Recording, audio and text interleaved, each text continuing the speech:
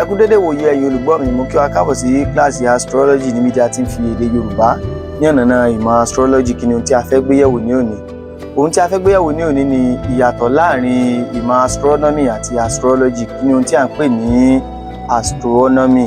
Ìmọ̀ astronomy jẹ́ ìmọ̀ ìjìnlẹ̀ àdánidá tí ó ń lo ọ̀nà ìmọ̀ ìjìnlẹ̀ sáyẹ́ǹsì láti fi kẹ́kọ̀ọ́ nípa àgbáyé. Kí ni à ń pè ní astrology náà? Astrology jẹ́ ìmọ̀ àsọtẹ́lẹ̀ tó ń sọ nípa ohun ọ̀run lórí ọ̀rọ̀ ọmọ ènìyàn. Ṣáájú, ẹ jẹ́ kí a wo ipa tí àwọn méjèèjì ń kó. Ẹ jẹ́ kí a wo ipa ìyàtọ̀ tó wà láàrin ìmọ̀ astronomy àti ìmọ̀ astrology. Àkọ́kọ́ nínú ipa tí a kọ́kọ́ yẹ̀wò ni ìṣẹ̀dá ẹ̀ka kọ̀ọ̀kan. Ìṣẹ̀dá ìmọ̀ astronomy jẹ́ ìràwọ̀ wíwò tí ìmọ̀ sáyẹ́ǹsì mú wá tí ó sì jẹ́ àdánidá. Ìṣẹ̀dá ẹ̀ka ìmọ̀ astrology.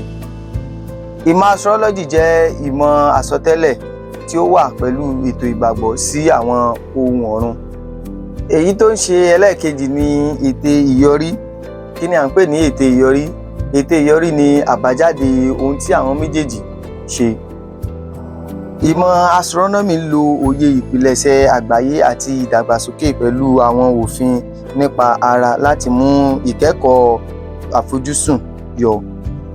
Ète ìyọrí ìmọ̀ astrology.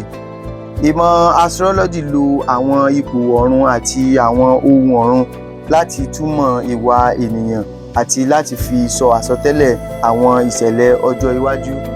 Ẹ jẹ́ kí a dánu dúró báyìí fún ti tòní náà, kí a pàdé lórí next episode fún àkọ́tún.